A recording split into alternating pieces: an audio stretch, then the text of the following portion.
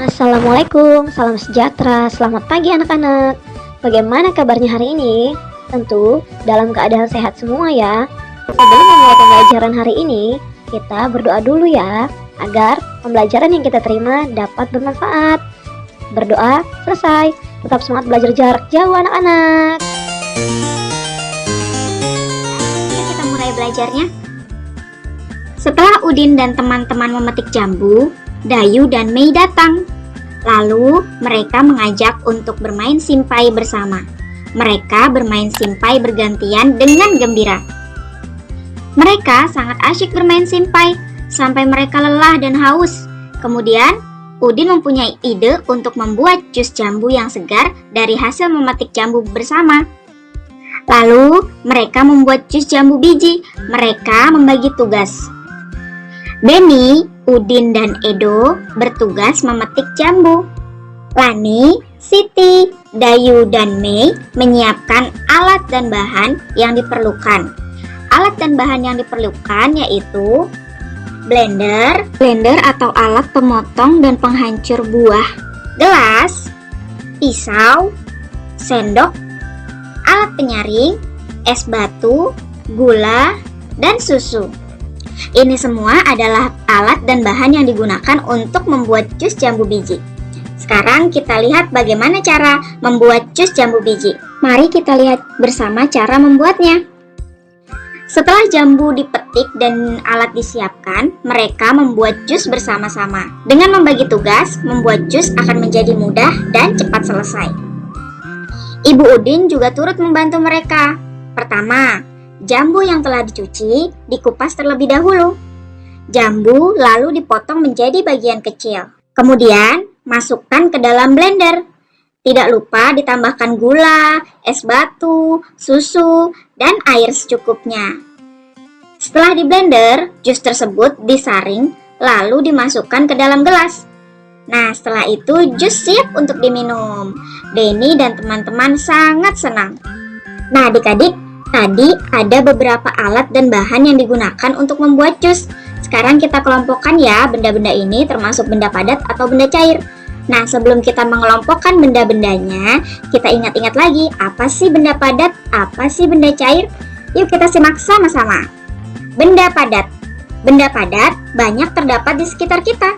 Benda padat mempunyai bentuk tetap. Ukuran benda padat juga tetap. Contoh, benda padat adalah simpai. Jika dipindahkan dari meja ke lantai, bentuk dan ukuran simpai tidak akan berubah. Jika simpai dipindahkan lagi ke lemari, bentuk dan ukuran simpai juga tidak akan berubah. Adapun dipindahkan ke berbagai tempat, bentuk dan ukuran benda padat akan selalu tetap dan tidak berubah. Nah, sekarang benda cair. Benda cair berbeda dengan benda padat. Bentuk benda cair menyerupai bentuk wadahnya. Jika air teh dipindahkan ke kaleng, bentuknya akan menyerupai kaleng. Walaupun telah dipindahkan, jumlah benda cair akan selalu tetap. Nah, sekarang kita kelompokkan yuk benda-benda ini termasuk benda padat atau benda cair. Kita mulai dari blender ini. Adik-adik tahu blender termasuk benda apa? Kita lihat sama-sama. Ya, blender termasuk benda padat. Selanjutnya adalah gelas. Gelas-gelas ini termasuk benda apa ya? Sudah tahu jawabannya? Ya, gelas juga termasuk benda padat. Sekarang pisau. Ya, tentu saja pisau adalah benda padat. Selanjutnya sendok. Kita lihat. Nah, sendok juga benda padat. Alat saringan yang tadi digunakan untuk menyaring biji-biji jambu yang sudah di blender. Kita lihat alat saringan ini termasuk benda padat atau benda cair? Ya, betul. Siapa yang tadi menjawab benda padat? Hebat. Nah, kemudian ini adalah es batu. Ayo, adik-adik tahu tidak? Ini termasuk benda padat atau benda cair ya? Wow, ternyata es batu merupakan benda padat. Ya, betul sekali. Es batu adalah air yang dibekukan menjadi benda padat. Tapi bahan pembuatnya adalah benda cair, yaitu air. Tapi ketika bentuknya berubah menjadi es batu, itu berubah menjadi benda padat. Sekarang kita lihat yang gula pasir. Gula pasir termasuk benda apa ya? Wah, gula pasir juga termasuk benda padat. Banyak sekali ya benda padat. Sekarang ada susu. Susu ini termasuk benda apa ya? Nah, susu cair ini adalah benda cair. Yang terakhir adalah air. Air ini termasuk benda apa ya? Tentu saja air merupakan benda cair. Nah, adik-adik, sekarang kita sudah dapat kelompok benda padat dan benda cair. Untuk membuat jus, ada 7 benda padat yang digunakan, yaitu blender, gelas, pisau, sendok, es batu, saringan, dan gula pasir. Dan benda cair yang digunakan untuk membuat jus adalah susu dan air. Oke adik-adik, kita lanjut ya. Setelah meminum jus jambu, Lani ingin membuang sampah makanan. Benny bertanya kepada Lani, "Lani, aku lihat kamu bolak-balik ke halaman belakang. Ada apa?" Lalu Lani menjawab, "Aku mencari tempat sampah, Benny. Aku mau membuang sampah makananku." Lalu Benny berkata lagi, "Lebih baik langsung tanya saja ke Udin."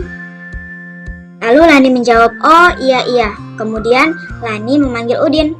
"Udin." Udin menjawab, "Iya Lani, ada apa?" Kemudian Lani berkata, "Tempat sampahnya di mana ya, Din? Aku mau membuang sampah makananku." Kemudian Udin menjawab, "Oh, mana sampahnya? Biar aku bantu membuangnya ke tempat sampah." Lani pun senang dan Lani pun berterima kasih. "Wah, terima kasih banyak Udin."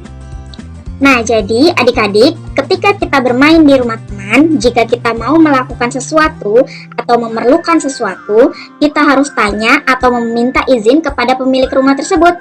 Kita tidak boleh memegang barang ataupun masuk ke ruangan lain tanpa izin dari pemilik rumah ya. Walaupun pemilik rumah itu kita sudah kenal seperti teman kita, tapi tetap kita harus meminta izin terlebih dahulu ya adik-adik.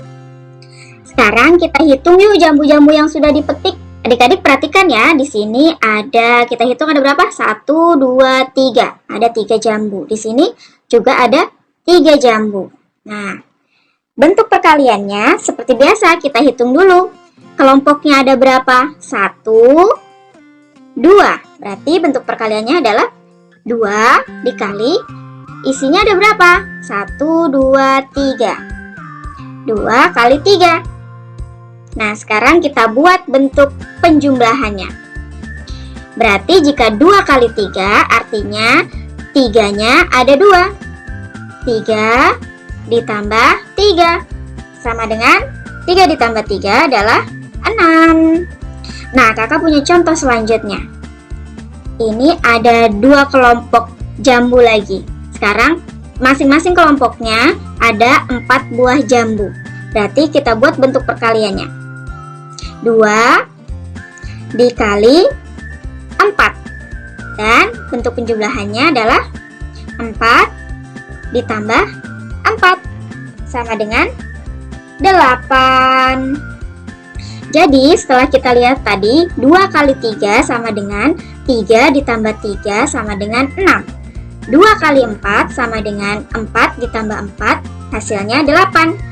Perkalian dengan 2, ini kan ada perkaliannya semuanya dengan 2. 2 kali 3 dan 2 kali 4. Sama artinya menjumlahkan dengan bilangan itu sendiri. Jadi jika 2 kali 3 berarti 3 ditambah dengan 3. Bilangan 3 ditambahkan dengan bilangan itu sendiri. Sekarang 3 kali 1. Artinya adalah satunya ada 3 ya adik-adik. Ingat aturan minum obat. 3 kali 1 bukan 3-nya ada 1, tapi satunya ada 3. Kita tulis di sini bentuk penjumlahannya. 1 ditambah 1 ditambah 1, ini sudah 3. Sama dengan 3. Nah, sekarang yang 4 kali 1, berarti satunya ada 4. Kita buat penjumlahannya. 1 ditambah 1 ditambah 1 ditambah 1 sama dengan 4. Jadi adik-adik, semua bilangan jika dikalikan 1 hasilnya sama dengan bilangan itu sendiri. Contohnya seperti ini, 3 dikali 1. 3 dikali 1 hasilnya sama dengan 3. 4 dikali 1 hasilnya adalah 4. Jadi bilangan apapun jika dikalikan 1 hasilnya bilangan itu sendiri ya. Perkalian dengan 0. 3 kali 0. Nah, berarti 0-nya ada 3. Sekarang kita tulis penjumlahannya. 0-nya ada 1, 2, 3. 0 ditambah 0 ditambah 0. Hasilnya adalah 0, tetap 0 karena ini semuanya adalah 0. Walaupun 0-nya ada 3, ini nilainya 0, 0, 0. Sekarang 4 kali 0. 4 kali 0 sama dengan 0-nya ada 4. 1, 2, 3, 4. Sama dengan 0.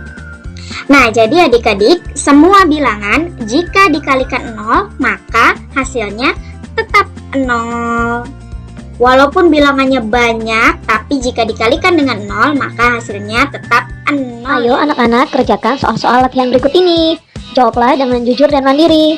Tidak boleh ditulisi oleh ayah, ibu, atau yang lain.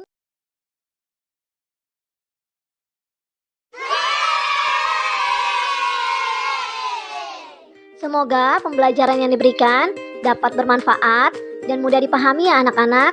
Anak-anak hebat tetap semangat belajar meskipun dari rumah.